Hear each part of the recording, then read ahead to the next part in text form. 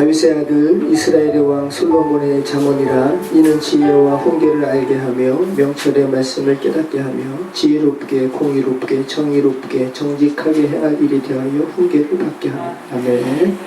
네, 오늘 잠언 말씀 우리 나누도록 하겠습니다. 지난주에 우리는 시편의 말씀을 잠시 살펴보았습니다. 개인적인 시, 그리고 민족적인 시, 회개의 시, 저주의 시, 메시아의 시와 같이 편의상 시의 특징적인 부분으로 나누었지만, 여러분 곰곰이 생각하시면 모든 시편이 그리스도를 향한 묻 영혼의 고백이고 탄식이며 절규인 것이죠. 왜 그렇게 탄식과 절규를 합니까? 죄된 세상은 그리스도와 분리되었기 때문에. 그죠? 그리스도와 분리되었기 때문에 우리 안에 아픔이 있는 것이고, 또 죄가 노출되는 것이고, 우리 속에 죄가 분출되는 것이고요. 그로 인한 개인적인 아픔과 더 나아가서는 민족적인 그러한 고통이 있는 것이죠. 시편의 편집자는 그러한 절절한 인간의 고백과 고통 속에 담긴 그리스도를 드러낸 후에 마지막 5개의 시를 하나님을 찬양하는 시로 마무리하고 있었습니다. 그죠? 시인은 죄로 잠식된 세상을 구원하시는 분은 오직 하나님뿐이시라는 것을 할렐루야로 시작하고 할렐루야로 마치면서 고백하고 있었습니다.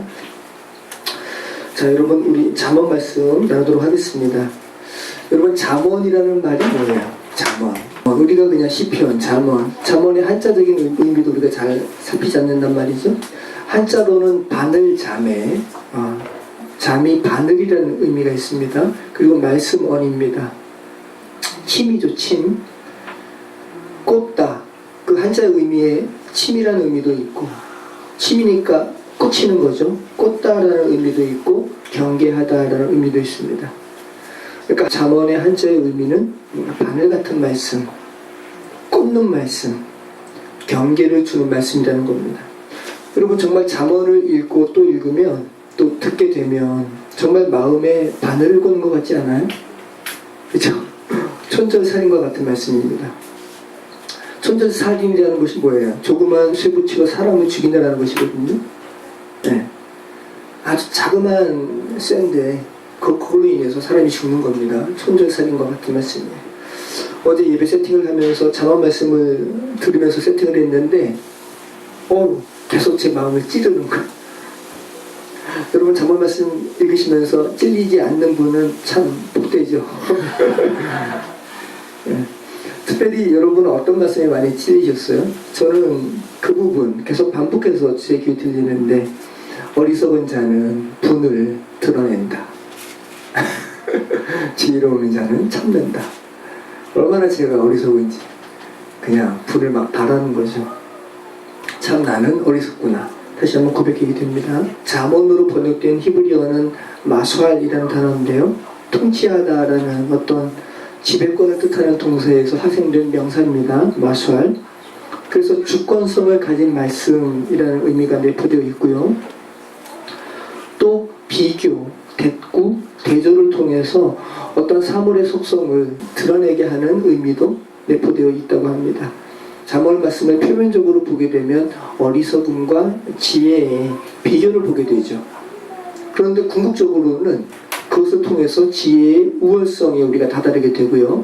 그 지혜는 단순한 지혜가 아니라 그리스도를 말합니다. 잠언을 읽으시면서 단순히 삶을 살아가는 데 유익이 되고 교훈 정도만 취하게 되면 성령께서 잠언을 통해서 여러분을 끌고 가시고자 하시는 그 구원에까지 다다르지 못하게 된다는 말씀이에요. 자, 잠언의 히브리어 표제는 미슐레 쉘로모. 이 쉘로모가 솔로몬이죠. 미슐레 쉘로모라는 말이고요. 우리말로 솔로몬의 잠언이라는 뜻입니다. 헬라어 표제도 똑같은데 파로이미아이 살로몬투스. 의미는 같습니다. 솔로몬의 잠언이라는 말씀이고요. 라틴어 성경은, 벌게이 성경은 잠언들의 책이라는 의미에서 리베르, 프로베르 비오름. 영어 성경은 프로버브스, 속담, 격언이라는 의미입니다. 그래서 영어 성경이 가장 좀 의미를 좀 잘 못 담은 것 같아요. 단순히 속담, 격언 정도로 얘기하니까. 우리 말은 그보다 조금 더 나아가서 나를 찌르는 말씀, 이렇게까지 이야기한 거죠. 여러분, 잠언은 누가 지은 겁니까? 잠언 말씀 스스로가 솔로몬이 지었다고 이야기합니다. 하지만 편집은 후대에 이루어진 겁니다. 자, 우리 한번 잠언 1장 1절 말씀 같이 읽습니다. 다윗의 아들 이스라엘의 왕 솔로몬의 잠언이라. 네, 이 말씀 솔로몬이 말한 거야 라는 거죠. 잠언 10장 1절 솔로몬의 잠언이라. 지혜로운 아들은 아비를 기쁘게 하거니와 미련한 아들은 어미의 근심이니라. 네, 또 솔로몬이 말한 것이라고 이야기하죠. 근데 궁극적으로는 솔로몬 안에 있는 성령께서 말씀하신 거죠. 잠언 25장 1절 이것도 솔로몬의 잠언이요 유다왕 히스기야의 신하들이 편집한 것입니다. 그래서 우리가 읽는 이 잠언은 후대에 편집된 겁니다. 그래서 통일왕국 시대 솔로몬 이후 히스기야 시대 약 250년 후에 편집된 것이라고 해요. 솔로몬이 잠언을 우리가 읽고 있는 이 잠언 정도만 이야기한 것이 아니라 3,000가지를 이야기했다고 열왕기서 기자가 이야기합니다. 그리고 시가서의 잠언은 그 중에 일부분이었음을 우리는 추측할 수 있죠. 열왕기상 4장 30절 솔로몬의 지혜가 동쪽 모든 사람의 지혜와 애굽의 모든 지혜보다 뛰어난지라. 그는 모든 사람보다 지혜로워서 에스라 사람 에단과 마올의 아들 헤만과 갈볼과 다르다보다 나음으로 그의 이름이 사방 모든 나라에 들렸더라. 그가 잠언 3,000가지를 말하였고 그의 노래는 1,005편이며. 정말 솔로몬이 지혜로운 사람이죠. 이런 천전살인과 같은 잠언을 3,000가지를 이야기하고 노래를 1,005편 지었다. 놀라운 사람입니다. 그죠? 자, 그런데 우리가 잠언 마지막 30장과 31장을 가게 되면 솔로몬이 아닌 다른 사람이 지었음을 이야기하면서 잠언이 맞춰지고 있어요. 자, 잠언 30장 1절 이 말씀은 야게의 아들 아굴의 잠언이니 그가 이디엘 곧 이디엘과 우발에게 이른 것입니다. 자, 여러분, 아굴이 누굴까요? 아굴이 누구인지는 오늘 우리가 읽은 이 본문 외에는 알 수가 없습니다. 그래서 유대인의 전통은 아굴이 역사에 분명하지는 않지만 지혜의 사람이라고 이야기하고 있고요. 그런데 이 아굴이라는 의미가 모으다라는 동사에서 온 모여진이라는 의미가 있습니다. 자, 아굴이라는 의미 자체가 뭐라고요? 모여진. 네. 그리고 원어 사전에서는 솔로몬의 또 다른 가상적인 이름이라고 그렇게 설명하고 있어요. 추측한 겁니다. 그러니까 알 수가 없어요. 성경이 말하고 있지 않으니까. 여러분, 잠언이 어떤 말씀입니까?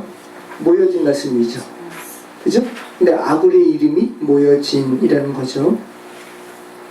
그런데 잠언 30장 1절 말씀에는 아굴이 또 누구의 아들임을 또 말하고 있죠. 누구의 아들이에요? 야게의 아들 아굴. 근데 야게도 누구인지 몰라요. 자, 야게는 순종하는, 또 경건함이라는 의미가 있습니다. 그리고 원어 사전도 역시 야게도 솔로몬의 가상적인 이름이라고 설명하고 있어요.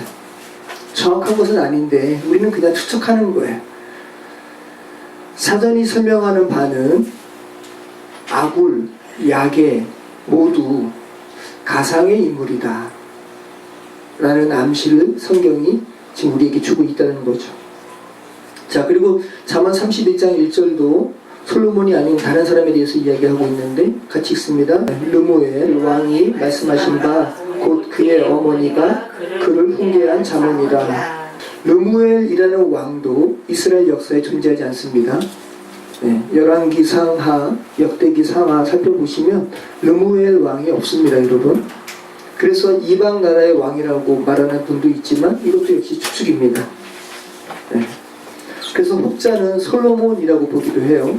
근데 이것도 추측이고요. 그래서 여러분, 잠언의 저자와 관련해서 우리가 좀 생각해 본다면, 좀 정리해 본다면, 잠언은 대다수 솔로몬이 썼고요. 그리고 그 잠언을 후대에 편집한 것이고, 편집했다는 것은 편집자의 의도가 있어요, 없어요? 의도가 다분히 있는 거죠. 그래서 편집자가 의도적으로 하필이면 잠언의 결말 부분인 30장과 31장에 누구인지 알 수 없는 아굴과 르무엘 왕이라는 가상의 인물을 저자로 내세우고 있다는 거예요.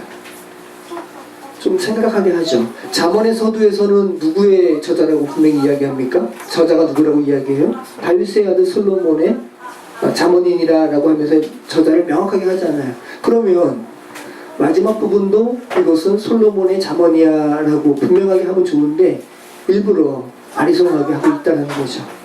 그리고 우리가 마지막에 살펴보겠지만 잠언 31장은 시편 119편처럼 히브리어 알파벳의 순서대로 지어졌습니다.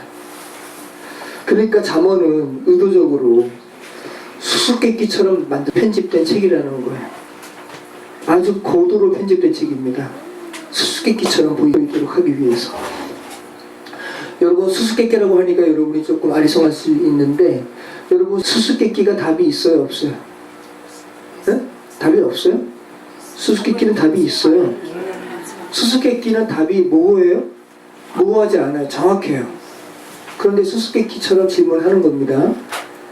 그런데 수수께끼처럼 질문을 했기 때문에 그 수수께끼의 답을 알게 된 후에는 그 답에 대해서 더 많이 기억하게 되는 거예요. 왜? 수수께끼처럼 했으니까. 이해되시죠? 창세기에 그 베냐민에 관해서 제가 설교할 때 스핑크스가 된 수수께끼에 대해서 제가 좀 말씀드린 바 있습니다. 우리 수빈이 똑똑하지? 수수께끼 한번 낼게. 피라미드 앞에 스핑크스가 있어요. 그죠? 얼굴은 뭐지? 사람. 얼굴이 사자가 아니라 얼굴은 사람. 몸은 사자. 자, 근데 이 스핑크스가 자기 앞에 나타난 사람에게 질문하는 거야. 수수께끼 내는 거야. 수수께끼를 못 맞추면 스핑크스가 잡아먹는 거야. 재밌죠? 자, 여러분 다시 한번 기억 더듬어 보세요. 스핑크스가 자기 앞에 나타난 여러분에게 질문하는 겁니다. 너 이거 맞춰라. 못 맞추면 잡아먹는다. 아침에는 4발. 그죠? 점심에는 2발. 저녁에는 3발로 걷는 동물이 뭐야? 라고 물었습니다. 스핑크스는. 네. 뭡니까? 사람이죠. 아침에는 아장아장 4발. 점심 오후에는, 그러니까 중년 때는, 성장기에는 2발. 노년기 때는 지팡이 쥐어서 3발. 수수께끼잖아요. 아, 이거 인간이구나. 누구나 다 알죠. 잠언이 그런 거라는 겁니다. 잠언이 말씀하는 바가 뭔지 기억하도록 일부러 그렇게 편집되었다라는 거예요. 자, 그럼 여러분 잠언이 말하는 바가 뭘까요? 잠언은 그리스도를 의인화해서 지혜로 의인화하고 있습니다. 그러니까 계속 지혜에 대해서 이야기하잖아요. 근데 이 지혜가 그리스도라고요. 그 지혜의 반대로 등장하는 건 뭐죠? 어리석은 자죠. 잠언을 읽는 자들아 어리석은 자가 되지 말고 거만한 자가 되지 말고 수월에 처하는 자가 되지 말고 지혜로운 자가 되라. 그죠? 다른 말로 하면 지혜를 가진 자가 되라. 또 다른 말로 하면 지혜는 그리스도를 의인화한 말이니까 그리스도로 말미암아 우리는 구원에 이르게 되죠. 구원에 이르는 자가 되라. 라는 하나님의 초청의 말씀을 2명의 또 여인을 등장시켜서 여러분에게 말씀하고 있어요. 한 명은 어떤 여인이에요? 잠언 31장에 우리가 아까 읽은 것처럼 현숙한 여인. 또 한 명의 여인은요? 음란스러운 여인. 이렇게 2명의 여인을 등장시키고 있습니다. 자, 잠언의 구조는요. 잠언 1장 1절에서 7절까지는 잠언의 목적에 대해서 이야기합니다. 잠언의 주제 그리고 목적에 대한 이야기가 서원으로 서술되고 있습니다. 잠언 1장 8절부터 9장 마지막까지는 젊은이에게 대한 잠언의 말씀입니다. 아버지가 훈계하는 그런 말로 이루어져 있죠. 잠언 25장 1절부터는 솔로몬의 잠언인데 히스기야가 편집한 거야 라고 시작하고 있습니다. 잠언 30장 1절은 아까 살펴본 대로 아굴의 잠언임을 말하고 있고, 그리고 잠언 31장 1절은 르무엘의 잠언이라고 말하고 있습니다. 아굴의 잠언과 르무엘의 잠언은 결혼에서 결말 부분이라 볼 수 있는 것이죠. 자, 우리 잠언 1장 1절로 7절 말씀. 다윗의 아들 이스라엘의 왕 솔로몬의 잠언이라.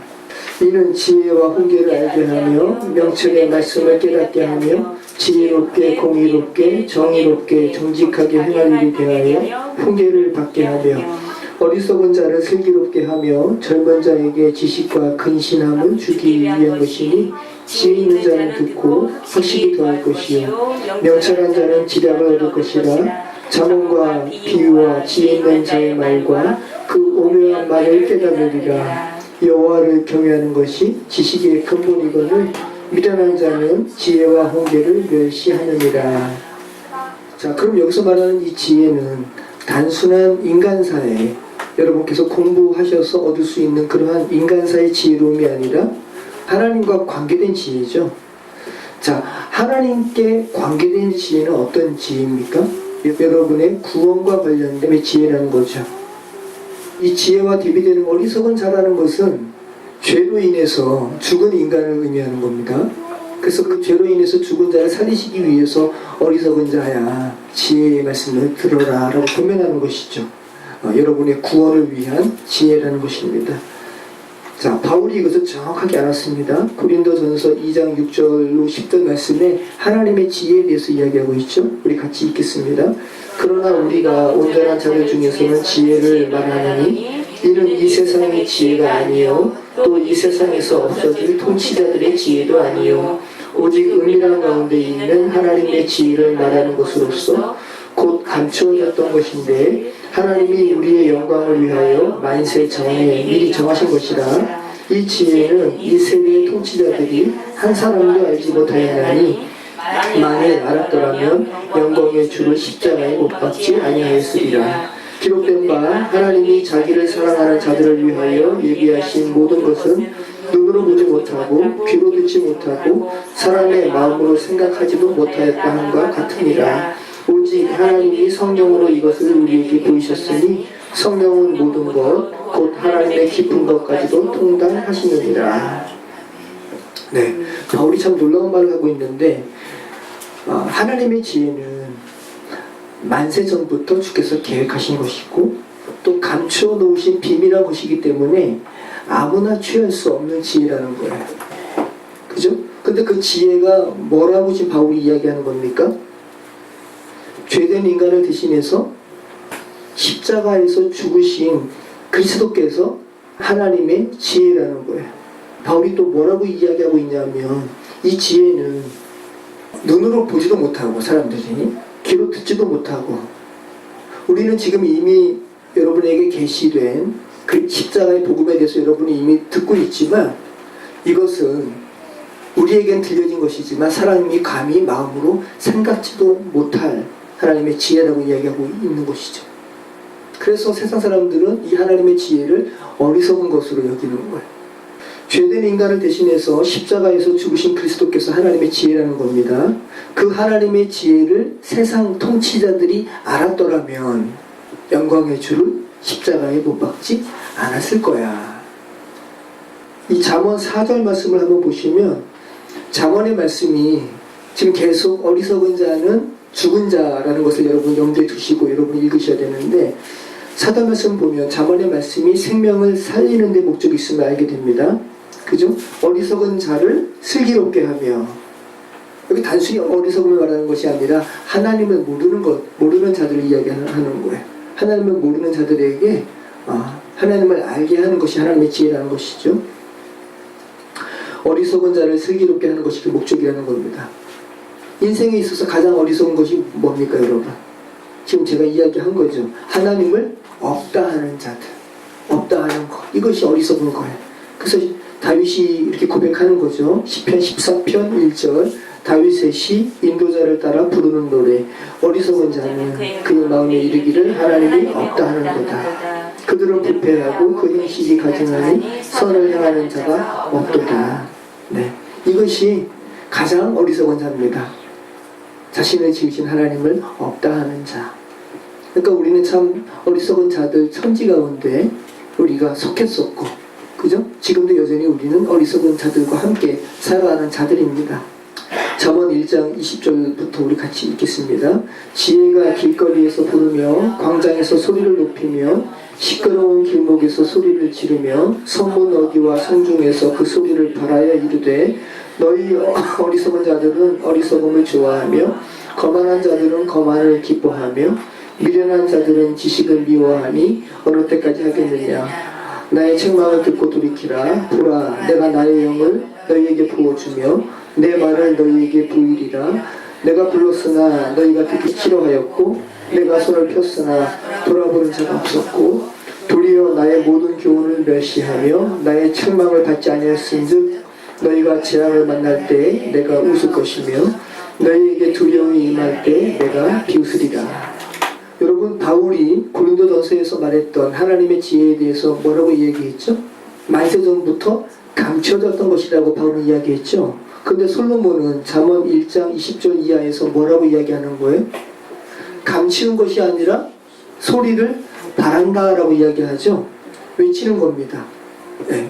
어리석은 자들아, 죽지 말고 그리스도의 말씀을 듣고 살아나라 외치는 거죠. 여러분, 이것이 참 역설입니다. 그죠? 지혜가 길거리에서 부르며, 여러분 길거리에 사람들이 왁자지껄 떠들면서 다니니까 지혜가 얼마나 소리쳤겠어요? 작게 불렀을까요? 소리쳐서 부르는 거예요. 살라고. 그죠? 자, 21절 말씀은 시끄러운 길목에서 소리를 지르며, 시끄러운 길목, 사람들이 다 자기 잘났다고 자기 인생사 가운데 벌어지는 일들에 대해서 이야기할 때 지혜가 외치는 거예요. 야, 너희가 진짜로 관심 갖고 말할 내용은 그것이 아닌데 너희 살아야지 라고 하면서 소리를 외치는 거예요. 근데 왜 바울은 만세전부터 감춰졌다고 그러죠? 솔로몬의 시대에는 솔로몬은 이 성중에서 거리에서 외친다라고 이야기하는데, 이게 역설입니다. 여러분, 이 잠언에서는 이렇게 외쳐지는 말씀이 누군가에게는 감추어진 거예요. 여러분, 지금 우리는 복음이 다 오픈된 세상에서 살아가죠. 근데 정말 모든 사람들에게 복음이 다 계시가 됐어요? 아니에요. 어떤 사람에게 여전히 어떻게 된 거예요?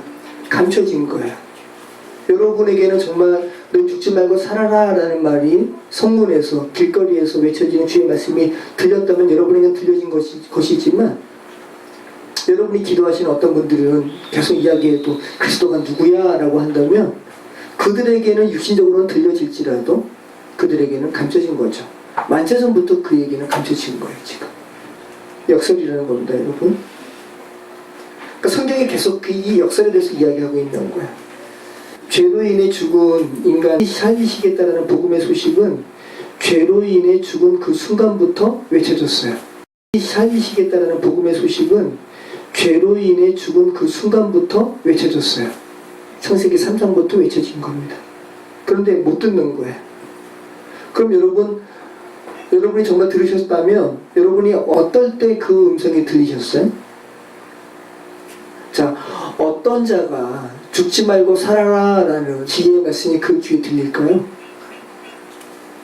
자기가 죽었다라는 것을 절감하는 자, 그래서 살고 싶다라는 소망이 있는 자에게 여기 복음의 소식이 있다, 너희 죽지 말고 살아라 라는 그 소식이 들리는 거죠. 근데 여러분, 죽었음에도 불구하고 자기가 살았다 착각하는 자에게는 당신이 살리는 소식이 여기 있어 라고 외쳐지는 이 복음의 소식이 들려질까요? 안 들려질까요? 안 들려지죠. 왜? 자기가 살았다고 착각하니까. 성경이 계속 그 말을 하는 거예요. 여러분, 오늘 잠언에서, 광장에서, 성문 어귀에서, 거리에서 외쳐지는 이 지혜의 말씀을 그 관점에서 여러분 보시기 바랍니다. 자, 그럼 똑같죠. 여러분, 레위기에서 문둥병이 이제 발하기 시작한 자, 그죠? 문둥병이 이제 발하기 시작했어요. 그래서 정작 그 환자는 문둥병이 이제 발하기 시작한 거니까 감출 수 있어요, 없어요? 감출 수 있다 생각하는 거예요. 그런 가운데 제사장에게 가는 겁니다. 근데 제사장이 뭐라고 외치는 거예요? 더럽다 외치는 거예요. 더럽다 외치는 것은 너 죽었다 외치는 거거든요. 그 소식을 듣는 이는 나 감췄는데, 나 살았는데 라고 착각하는 이에게 제사장은 정확하게 이야기하는 거예요. 더럽다, 너 죽었다 라고 외치는 거고요. 그런데 이제 문둥병이 머리끝에서 발끝까지 다 말한 자, 감출 수 있어요, 없어요? 감출 수 없어요. 나 죽었네. 절감하는 자가 또 제사장 앞에 가는 거예요. 근데 제사장이 뭐라고 외쳐요? 깨끗하다 외치는 거예요. 클린이라고 외치는 거예요. 타헬이라고 외치는 거예요. 그 말은 뭐예요? 너 살았다라고 외치는 거예요. 나 죽었네, 죽을 수밖에 없네 라고 절감한 자가 제사장이 외치는, 그죠? 예수를 예표하는 거예요. 예수님께서 너 살았어 라고 외치시는 이 말씀이 얼마나 소망으로 다가왔겠습니까? 계속 그 말씀인가 성경은 역설입니다. 자, 그래서 여러분 예수님께서 요한복음 9장에서 또 똑같은 말씀 하시는 거예요. 눈이 먼 한 사람이, 눈이 멀었습니다 여러분. 그래서 예수님께서 그 눈먼 자를 고쳐주셨어요. 근데 당시에는 눈먼 자가 뜨임받게 됐다는 것은 그건 있을 수 없는 일이거든요. 그래서 정작 정말로 눈이 먼 자가 자신의 눈을 뜨게 한 분이 예수님이라는 사실을 알았을 때 그 예수님을 믿었습니다. 그 후에 예수님께서 하신 말씀이에요. 요한복음 9장 39절 같이 읽습니다. 예수께서 이르시되 내가 심판하러 이 세상에 왔으니 보지 못하는 자들은 보게 하고 보는 자들은 맹인이 되게 하려 함이라 하시니, 바리새인 중에 예수와 함께 있던 자들이 이 말씀을 듣고 이르되 우리도 맹인인가? 예수께서 이르시되 너희가 맹인이 되었더라면 죄가 없으려니와 본다고 하니 너희 죄가 그대로 있느니라. 자, 이제 맥락이 이해가 되시죠? 예수님의 이적으로 말미암아 치유하심으로 말미암아 눈이 띄어진 그 사람과 예수님의 대화 옆에 바리새인이 있었어요. 바리새인들은 눈 뜬 자예요, 눈 먼 자예요? 눈 뜬 자잖아요, 육신적으로는. 네, 눈 떴어요. 다 보고 있는 거예요. 다 보고 있는데 예수님께서 내가 이 세상에 왔는데 보지 못하는 자들은 보게 하고 보는 자들은 맹인이 되게 함이라 하시니, 나 지금 보고 있는데 그럼 우리가 맹인인가? 이런 말을 하는 거예요. 나 지금 눈 떠서 세상 만사를 다 보고 있고 나 지금 있다고 생각을 하고 지금 예수님께서 한 눈먼 자를 지금 고치시는 이 상황도 지금 다 보고 있는데 예수님께서 지금 뭐라 그러시는 거야? 나보고 우리 보고 지금 눈먼 자라 그러는 거야? 나 지금 보고 있는데 라고 말하니까 예수님께서 뭐라 그러시는 겁니까? 너희가 맹인이 되었더라면 너희에겐 죄가 없었을 거야.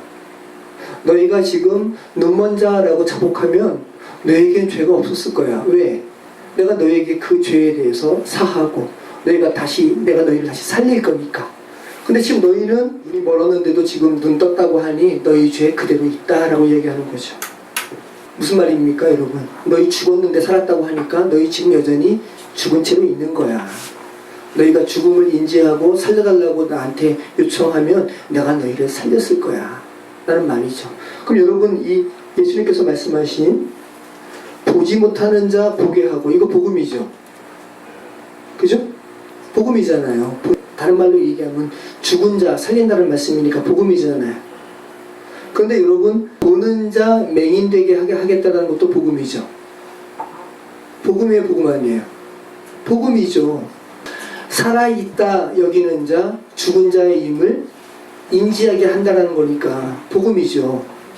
죽었는데 살아있다 착각하는 자, 너 죽은 자 맞거든 이라고 말씀하시고 정말 죽음임을 절감할 때 하나님께 도움을 요청할 거 아닙니까? 그의 현 상태를 직시하게 하는 거니까 복음이죠. 그리고 다시 살리시는 거니까. 그러니까 둘 다 은혜의 말씀이라는 겁니다. 잠언 1장 27절 말씀, 너희의 두려움이 광풍같이 임하겠고 너희의 재앙이 폭풍같이 이르겠고 너희에게 근심과 슬픔이 임하리니 그때 너희가 나를 부르리라. 그래도 내가 대답하지 아니하겠고 부지런히 나를 찾으리라. 그래도 나를 만나지 못하리니 대저 너희가 지식을 미워하며 여호와 경외하기를 즐거워하지 아니하며 나의 교훈을 받지 아니하고 나의 모든 책망을 없이 여겼음이니라.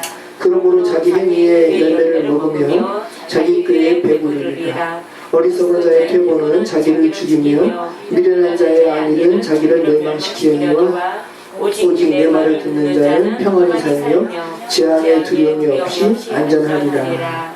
네. 자, 그래서 우리는 여기 지금 어리석은 자의 파멸에 대해서 이야기하고 있는데 이 파멸을 단순한 인생의 역경 정도로만 여러분 인식해서는 안 되고요. 영원한 사망이라는 심판의 맥락으로 여러분이 보셔야 되는 겁니다. 왜? 잠언은 단순한 격언이 아니니까. 그 잠언의 말씀을 받아들이면 생명, 받아들이지 않으면 죽음이라는 관점으로 잠언은 여러분을 안내하는 것이란 말씀이에요. 죽음 아니면 생명입니다. 자연이 그렇잖아요, 여러분. 여러분 죽음과 생명의 중간이 있어요? 죽은 것 같기도 하고 산 것 같기도 하고 있어요? 없어요. 신약에서 예수 그리스도의 복음을 받아들이는가 받아들이지 않는가에 대한 문제는 단순한 동전의 양면의 문제가 아니에요. 예수 그리스도의 복음을 받아들이지 않으면 어떻게 된다고요? 죽는 거예요. 네. 예수님을 영접해도 되고 영접하지 않아도 되는 것이 아니에요. 네. 생명 아니면 죽음입니다. 그러고 보면 여러분 이 잠언을 누가 썼다고요? 솔로몬. 자, 그런데 우리가 열왕기서 말씀을 살펴보면서 이 솔로몬의 지혜에 대해서 열왕기서에도 잠깐 언급을 했죠. 그죠? 그 어떤 아이를 이렇게 가져와서, 그죠? 가져와서 친어머니, 가짜 어머니 해서, 친어머니는 어떻게 했어요? 아이 살리라 그랬고, 가짜 엄마는 죽여도 된다 그랬고, 그죠? 그러니까 생명과 죽음의 관점에서 솔로몬이 지혜를 발휘했죠. 그런데 똑같이 이 잠언의 말씀을 솔로몬이 지었는데 이 잠언의 말씀도 생명과 죽음의 관점이라는 거죠. 자, 여러분, 그래서 우리는 이 잠언에 나오는 두 명의 여인, 현숙한 여인 그리고 음란한 여인, 그죠? 이 두 명의 여인을 그 열왕기상에 나오는 하나는 생명, 하나는 사망에 대해서 이야기하는 그 두 명의 여인의 연장선상으로 그렇게 읽으셔도 좋을 것 같습니다. 더 이렇게 잘 와 닿습니다. 잠언의 관점이 그 관점입니다. 죽음 아니면 생명입니다. 자, 여러분, 먼저 죽음으로 인도하는 여인에 대해서 잠언이 말하죠. 잠언 2장 16절, 지혜가 또 너를 음녀에게서 말로 홀리는 이방 계집에게서 구원하리니 그는 젊은 시절에 짝을 버리며 그의 하나님의 언약을 잊어버린 자라. 그의 집은 사망으로 그의 길은 수월로 기울어졌나니 누구든지 그에게로 가는 자는 돌아오지 못하며 또 생명길을 얻지 못하느니라. 지혜가 너를 선한 자의 길로 행하게 하며 또 의인의 길을 지키게 하리니 대저 정직한 자는 거하며 완전한 자는 땅에 남아있으리라. 그러나 악인은 땅에서 끊어지겠고 간사한 자는 땅에서 뽑히리라. 지혜가 너를 죽이려 하는 음녀에게서, 말로 홀리는 이방 계집에게서 너를 구원할 거야 라고 이야기하고 있죠. 근데 그 음녀는 어떤 자인 줄 알아? 젊은 시절의 짝을 저버린 자야. 하나님의 언약을 잊어버린 자야. 그가 너를 사망으로 인도한다. 수월로 인도한다 라는 거죠. 잠언 5장 1절 말씀입니다. 내 아들아, 내 지혜에 주의하며 내 명철에 내 귀를 기울여서 근실을 지키며 내 입술로 지식을 지키도록 하라. 대저 음녀의 입술은 꿀을 떨어뜨리며 그의 입은 기름보다 미끄러우나 나중은 쑥같이 쓰고 두 날 가진 칼같이 날카로우며 그의 발은 사지로 내려가며 그의 걸음은 수월로 나아가나니 그는 생명의 평탄한 길을 찾지 못하며 자기 길이 든든하지 못하여도 그것을 깨닫지 못하느니라. 그런즉 아들들아, 나에게 들으며 내 입의 말을 버리지 말고 내 길을 그에게서 멀리 하라. 그의 집 문에도 가까이 가지 말라. 네. 자, 우리 잠언 7장 7절 말씀 또 있습니다. 어리석은 자 중에 젊은이 가운데 한 지혜부자를 보았노라. 그가 거리를 지나 음녀의 골목 모퉁이로 가까이 하여 그의 집 쪽으로 가는데 저물 때 황혼 때 깊은 밤 후감 중에라. 그때 기생의 옷을 입은 강교한 여인이 그를 맞으니 이 여인은 떠들며 완악하며 그의 발이 집에 머물지 아니하여 어떤 때에는 거리, 어떤 때에는 광장, 또 모퉁이마다 서서 사람을 기다리는 자라. 자, 그 여인을 따라갑니다. 어리석은 그 젊은이가 그 여인을 따라간 결과에 대해서 잠언 7장 27절이 말합니다. 그의 집은 스올의 길이라 사망의 방으로 내려가느니라. 자, 이 음녀에 대해서 잠언 7장 7절 이하에서 음녀에 대해서 기록하기를, 자, 12절 말씀 보시죠. 이 여인은, 11절 말씀, 이 여인은 떠들며 완악하며 그의 발이 집에 머물지 않아서 밖으로 나와서 꿰는데 어떤 때에는 거리, 어떤 때에는 광장, 어떤 때에는 또 모퉁이마다 서서 사람을 기다리는 자라.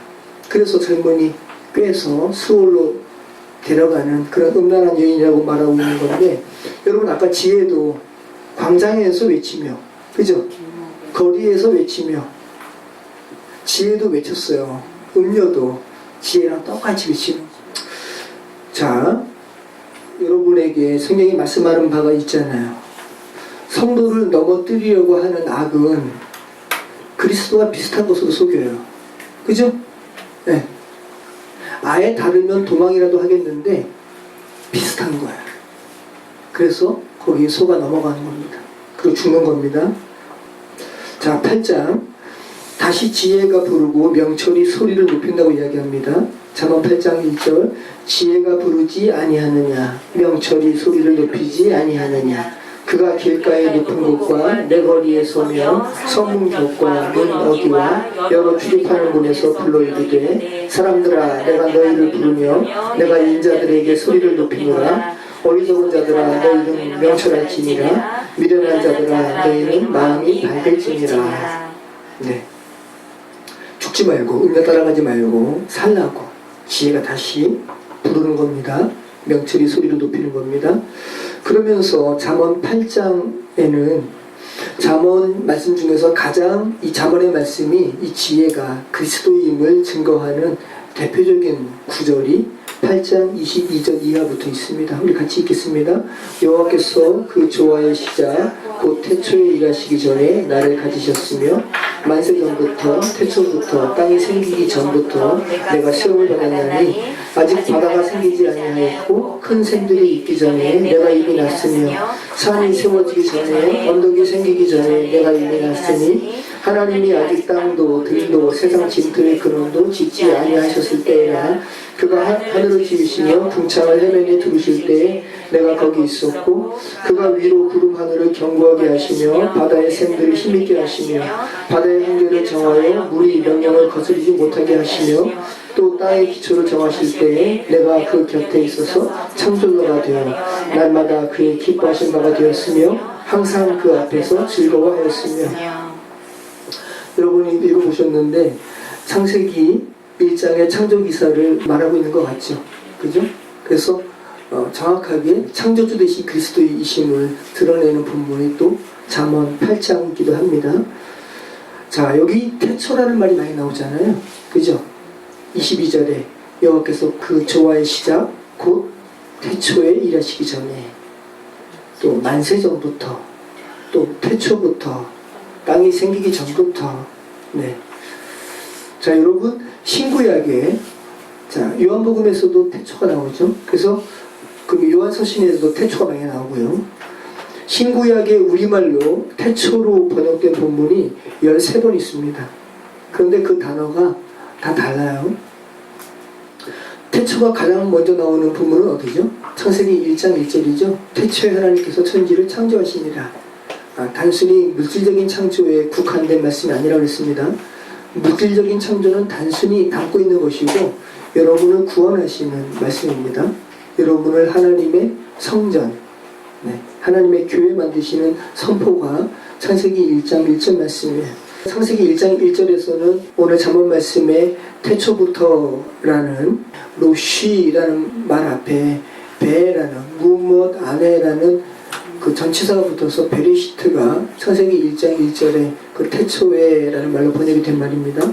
요한복음 1장 1절 말씀 같이 읽겠습니다. 태초에 말씀이 계시니라. 이 말씀이 하나님과 함께 계셨으니 이 말씀은 곧 하나님이시니라. 그가 태초에 하나님과 함께 계셨고 만물이 그로 말미암아 지은 바 되었으니 지은 것이 하나도 그가 없이는 된 것이 없느니라. 그 안에 생명이 있었으니 이 생명은 사람들의 빛이라. 빛이 어둠에 비치되 어둠이 깨닫지 못하더라. 네. 요한복음에서 이 태초로 번역된 단어는 엔아르케입니다. 네. 무엇 안에라는 엔이라는 말이 또 아르케와 합성되어서 태초로 번역되고 있죠. 그래서 요한복음의 이 태초는 근원 전부터 계신 예수 그리스도에 대해서 말하고 있어요. 그러니까 지금 잠언의 말씀과도 같은 거예요. 잠언 8장에 나오는 그리스도에 대한 지혜에 대한 말씀과도 지금 맥락을 같이 하고 있는 겁니다. 자, 태초로 번역된 히브리어 단어가 창세기 1장 1절의 베레시트 말고도 케드맘, 자, 오늘 이 케드맘이 나왔습니다. 잠언 8장 22절에 여호와께서 그 조화의 시작 곧 태초에 일하시기 전에 할 때 이 태초가 케드맘이에요. 동쪽 가장 앞선 것이라는 의미가 있습니다. 이것도 근데 태초로 번역되어 있다는 거예요. 그러니까 태초로 번역된 단어가 베레시트 말고도 로시, 케드맘, 엔, 아르케 등이 있다는 말은 성경 기자가 각각의 책마다 성경 기자의 의도에 따라서 각기 다르게 저술하고 있다는 거죠. 가장 중요한 창세기 1장 1절은 구원과 관련해서 일부러 너희를 하나님의 집으로 하나님께서 만들기를 원하셔라는 그 성령의 마음을 베레시트라는 단어로 그렇게 기록하고 있었습니다. 바울도 이야기하잖아요. 에베소서에서 너희가 그리스도 안에서 하나님께서 거하시는 처소로 지어져 가느니라. 다 같은 맥락입니다. 자, 잠언 말씀에 보면 신약 성경에 나오는 말씀을 이렇게 연상케 하는 말씀이 많이 나오는데요. 잠언 8장 34절 같이 읽습니다. 누구든지 내게 들으며 날마다 내 문 곁에서 기다리며 문설주 옆에서 기다리는 자는 복이 있나니. 네, 자연스럽게 이 말씀 읽으면 계시록 3장 20절 말씀이 연상되시죠. 볼지어다 내가 문 밖에 서서 두드리노니 누구든지 내 음성을 듣고 문을 열면 내가 그에게로 들어가 그와 더불어 먹고 그는 나와 더불어 먹으리라. 네. 자, 잠언 8장에는 누구든지 내게 들으며 날마다 내 문 곁에서 기다리며 문설주 옆에서 기다리는 자는 복이 있다 라고 이야기하죠. 자, 그리스도께서 오시는 그 문 옆에 서서 날마다 기다리는 자, 귀를 기울이는 자가 그리스도께서 문 앞에서 똑똑똑 두드리면서 말씀하시는 그 그리스도의 음성을 당연히 듣게 되겠죠. 그죠? 얼마나 복된 사람입니까? 자, 잠언 9장 1절 지혜가 그의 집을 짓고 일곱 기둥을 다듬고 짐승을 잡으며 포도주로 혼합하여 상을 갖추고 자기의 여종을 보내어 성중 높은 곳에서 불러 이르기를 어리석은 자는 이리로 돌이키라. 또 지혜 없는 자에게 이르기를 너는 와서 내 식물을 먹으며 내 혼합한 포도주를 마시고 어리석음을 버리고 생명을 얻으라. 명철의 길을 행하라 하느니라. 자, 잠언 9장은 지혜가 집을 세우는 과정 가운데 7개의 기둥을 다듬는 것을 묘사하죠. 자, 어떤 의미가 있겠습니까? 우리가 하나님께서 우리를 하나님의 성전, 하나님의 집으로 지으시는데 지혜가 짓는다는 거죠. 근데 7개의 기둥을 다듬는 거예요. 7. 완전성이잖아요. 그죠? 견고한 집을 짓기 위한 완전성을 의미한다 보면 되겠죠. 근데 잠언 26장에는 자, 우리 잠언 26장 24절로 25절 말씀 원수는 입술로는 꾸미고 속으로는 속임을 품나니 그 말이 좋을지라도 믿지 말 것은 그 마음에 7가지 가져간 것이 있습니다. 네, 또 7을 취해가지고 원수가 행하는 행위에 대해서 이렇게 고발하고 있죠. 그래서 참 잠언은 읽으면 읽을수록 대조와 대꾸 그리고 반복해서 생명과 죽음에 대하여 정교하게 대조를 이루도록 편집된 책임을 우리가 알게 됩니다. 자, 우리 잠언 31장 우리 말씀 31장 10절부터 마지막까지 한번 읽어보도록 하겠습니다. 누가 현숙한 여인을 찾아 얻겠느냐 그의 값은 진주보다 더하니라. 그런 자의 남편의 마음은 그를 믿나니 산업이 필절하지 아니하겠으며 그런 자는 살아있는 동안에 그의 남편에게 선을 행하고 악을 행하지 아니하느니라. 그는 양털과 사물 구하여 부지런히 손으로 말을 일하며 상인의 배와 같아서 먼 데서 양식을 가져오며 밤이 새기 전에 일어나서 자기 집안 사람들에게 음식을 나누어 주며 여종들에게 일을 정하여 맡기며 밭을 살펴보고 사며 자기의 손으로 번 것을 가지고 포도원을 이루며 힘있게 허리를 묶으며 자기의 팔을 강하게 하며 자기의 장사가 잘 되는 줄을 깨닫고 밤에 등불을 끄지 아니하며 손으로 손뭉치를 들고 손가락으로 가락을 잡으며 그는 공고한 자에게 손을 펴며 궁핍한 자를 위하여 손을 내밀며 자기 집 사람들은 다 흥색 옷을 입었으므로 눈이 와도 그는 자기 집 사람들을 위하여 염려하지 아니하며 그는 자기를 위하여 아름다운 이불을 지으며 세마포와 자색옷을 입으며 그의 남편은 그 땅의 장로들과 함께 성문에 앉으며 사람들의 인정을 받으며 그는 배로 옷을 지어 팔며 띠를 만들어 사람들에게 맡기며 능력과 종기로 옷을 삼고 후일을 웃으며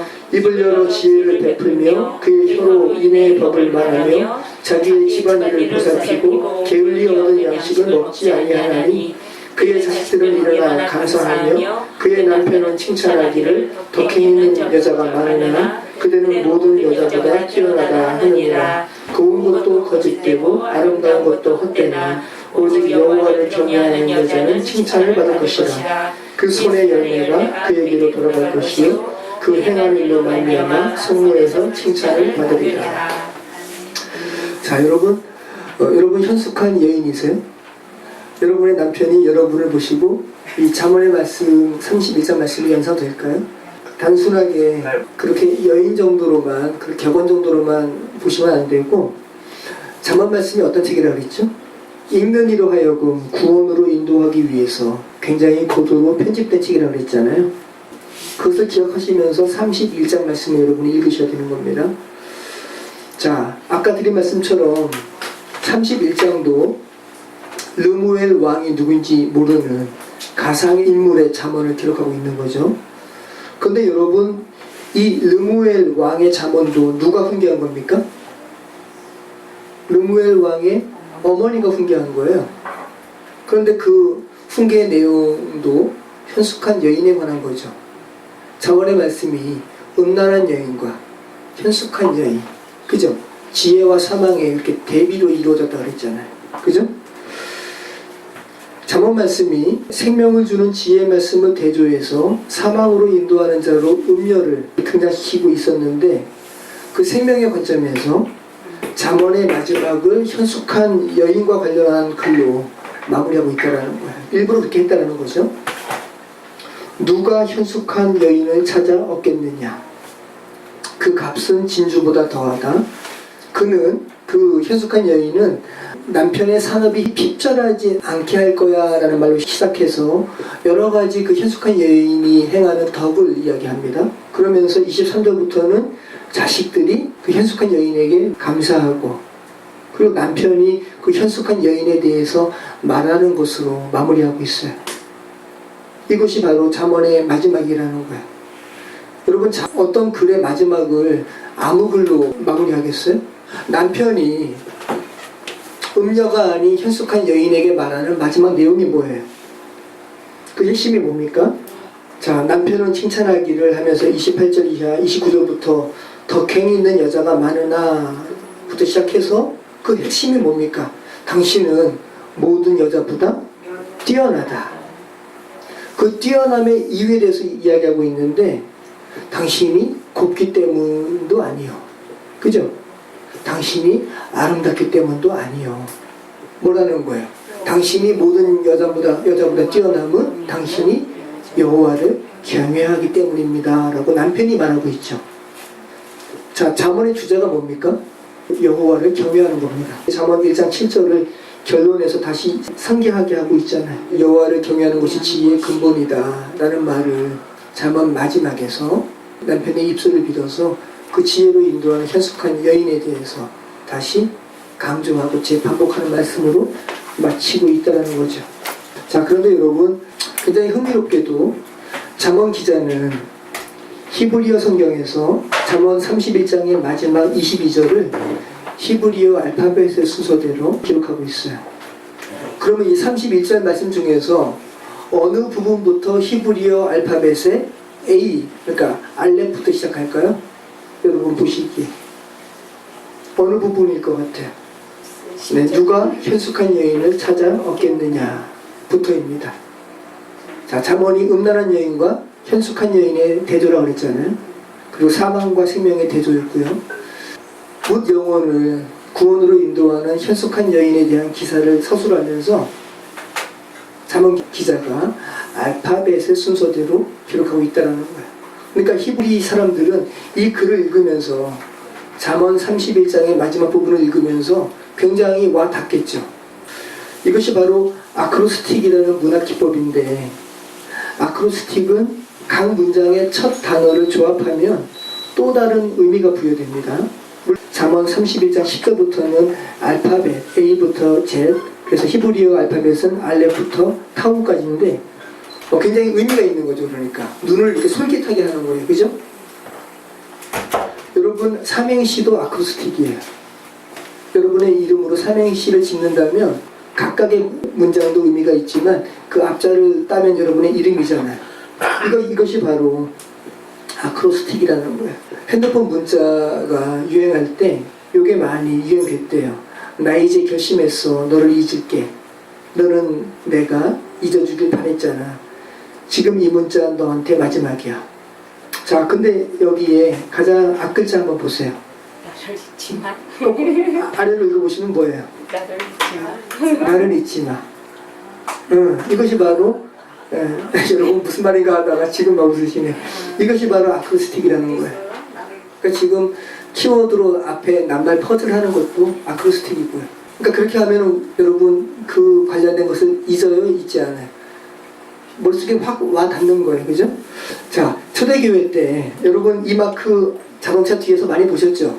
이 물고기 문양이 뭐냐면 나는 그리스도인입니다 라는 것을 나타내는 문양이거든요. 물고기가 헬라어로 익투스거든요. 근데 이 익투스가 이에수스, 예수, 크리스토스, 그리스도, 그 다음에 네오스, 하나님, 휘오스, 아들, 조테르, 구원. 그래서 하나님의 아들이시자 구원자인 예수 그리스도라는 말이 이 익투스, 각각의 낱말이에요. 이 앞글자만 따면 익투스가 되는 거예요.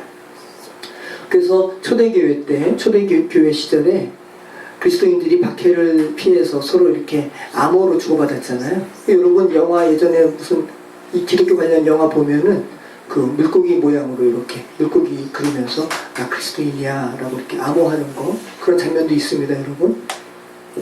자, 이 익투스 이것도 뭡니까? 아크로스틱이에요. 네. 익투스 글을 쓰면 물고기 문양을 그리게 되면 하나님의 아들 구원자 예수 그리스도라는 의미고 그리스도인임을 나타내는 문장이란 말씀입니다. 근데 여러분 우리가 구속사적 성경 읽기를 시도하고 있는데 창세기부터 벌써 20번째 잠언 말씀까지 왔는데 구속사적 성경 읽기 자체가 아크로스틱과 거의 다르지 않죠. 창세기도 예수 그리스도에 대해서 이야기하고 출애굽기도 예수 그리스도에 대해서 이야기하고 민수기 신명기 그죠? 에스더 지난번에 시편 오늘 잠언 다 예수 그리스도에 대해서 이야기하잖아요. 파편처럼 흩어진 것 같아도 예수 그리스도에 대해서 이야기하고 있다는 말씀이에요. 여러분 시편까지 그리스도에 대해서 증거하다가 잠언 말씀에 와서 갑자기 격언이나 속담에 대해서 증거하는 책이라면 얼마나 넌센스입니까? 그죠? 잠언에 와서 갑자기 격언이나 속담에서 증거하는 것이 아니라 잠언 말씀도 역시나 여러분을 그리스도께로 안내하는 책이라는 말씀이에요. 잠언을 읽는 히브리인들이 이 잠언 마지막을 읽으면서 얼마나 여호와 경외하기를 그리고 하나님의 지혜 속으로 들어가기를 바라시는 하나님의 마음을 깨달았겠어요. 저와 여러분의 삶 속에 여러분을 구원하시기 위해서 주께서 펼쳐두신 주께서 수수께끼처럼 두신 아크로스틱과 같이 주께서 두신 여러가지 힌트가 있으셨는 줄 믿습니다. 어리석은 자가 되지 않도록 주께서 힌트를 이렇게 두신 것이 있을 거예요. 아마. 어리석은 자들은 언제 저에게 그런 거 보여주셨습니까? 라고 되묻겠지만 여러분들은 주께서 허락하신 그 힌트 발견하셔서 구원으로 인도함 받는 지혜로운 자 되시길 바랍니다. 기도하겠습니다. 지혜 말씀 자언을 읽으면서 역시나 구약의 다른 책들처럼 우리를 구원으로 인도하시는 당신의 구원의 메시지가 담겨있는 책임을 알게 하심을 감사합니다. 우리 삶 속에 여러가지 파편처럼 두신 그 신호들, 그 힌트들 그것으로 말미암아 저희가 주께로 인도함 받았습니다. 성령 하나님, 지금도 여전히 주를 모르고 죽었지만 죽은 줄을 모르는 그런 처량한 인생들에게 주께서 구원으로 인도하시는 여러가지 힌트들이 있는 줄 믿습니다. 그들로 하여금 그들의 눈을 밝혀주셔서 그 힘도 발견하고 주께로 돌아가는 귀하고 복된 인생 될 수 있도록 인도해 주시옵소서. 예수 그리스도 이름으로 기도합니다.